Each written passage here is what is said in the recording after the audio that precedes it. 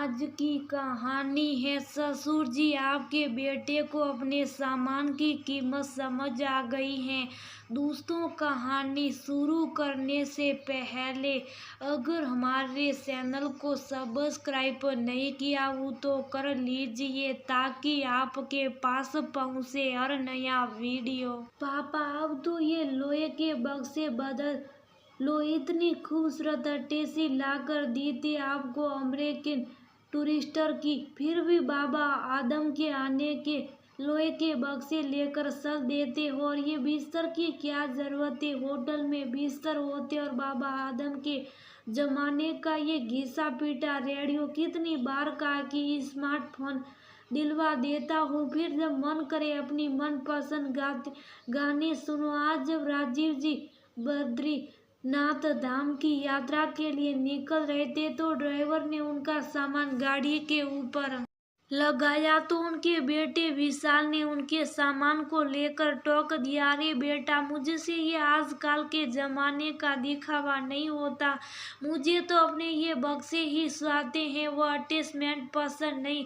इन बक्सों में कितना ज्यादा सामान आ जाता और तुम होटल के बिस्तर की बात करें, ना जाने कौन कौन सोता उन बिस्तरों पर और हम भी जाकर उसी बिस्तर पर सो जाए। राम राम। और हाँ, मेरे रेडियो के बारे में कुछ मत कहा करो, ये तुम्हारे आजकल के सोशले फोन पर सुन लो गाने। अरे, रेडियो पर आने वाले प्रोग्राम को कोई मुकाबला है क्या भला? गानों के बीच बीच में एंकर की सटपटी बातें और चुटकुले, मजा आ जाता। तुम कहते हो कि मैं बोर होता रहूं तुम्हारे मोबाइल के साथ। ना बाबा ना, तुम्हारी ये सीढ़ियाँ तुम्हें हो मुबारक, मुझे तो अपना रेडियो ही पसंद है। और बेटा, कितने दिन की जिंदगी बसी है जो मैं अपने इन साथियों का छोड़कर तुम्हारे जमाने की नई चीजें अपनाऊं। मेरा दिल तो इन्हीं के साथ लगता है, ये सब स्मार्ट लोन वगैरह आजकल के बच्चों के लिए ही ठीक है। इतना कहकर राजीव जी हंसते हुए कार में बैठ गए। पीछे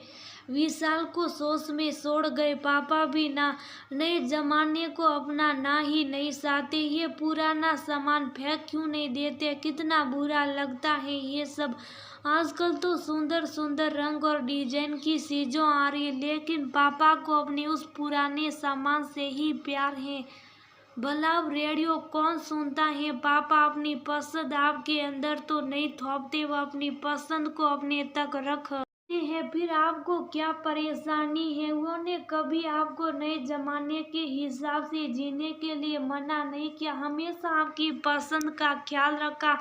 फिर आप उनकी पसंद का ख्याल क्यों नहीं रख सकते? साथ ही खड़ी विशाल की पत्नी सुनीना ने कहा और अपने ससुर को टिफिन देकर उनके पैर छूने आगे बढ़ गई। जुग जुग जियो बहु, इस नालायक को भी थोड़ी सी अक्ल दे दे, बुद्धू बना रहता है हमेशा। राजीव जी हंसकर बोले। सुनीना ने पति को इशारा किया कि आकर पापा के पैर छू ले। राजीव जी अपनी यात्रा पर चल दिए।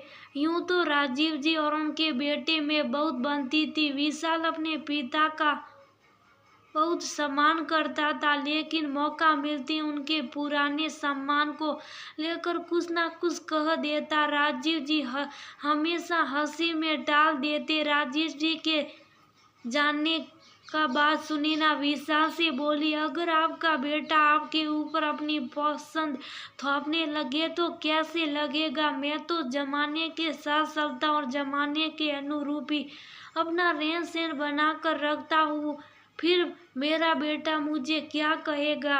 विशाल ने थोड़ा आकड़ कर कहा, पुराना सामान कभी बेकार नहीं होता। हाँ, अगर खराब हो गया हो तो उसे बदल जरूर लेना चाहिए। आजकल के दिखावे में मत आइए, सब चीजों के रोज डिजाइन बदलते, नई नई कंपनी नए नए प्रोडक्ट बनाते। आज आपके पास लेटेस्ट मॉडल का फोन है, कल दूसरा मॉडल आ जाएगा, तो क्या आप अपने फोन को बदल लोगे? आपको अपनी चीजों से प्यार है, जब तक वो खराब नहीं होती या आपको जरूरत नहीं होगी तो आप उन्हें बदलोगे नहीं। आपके लिए पापा के सामान की कीमत कुछ नहीं, लेकिन उनके लिए वो अनमोल है। याद है कल हमारे बेटे ने आपसे कहा था कि पापा अब तो नए मॉडल का फ़ोन आ गया, अपना फ़ोन बदल कर नया ले आओ। तो आपने क्या कहा था कि आपके फ़ोन बहुत महंगा खरीदा था, अगर आप नया फ़ोन खरीदते हो तो बहुत पैसे खर्च होंगे और ये पुराना फ़ोन के कोई पैसे नहीं मिलेंगे।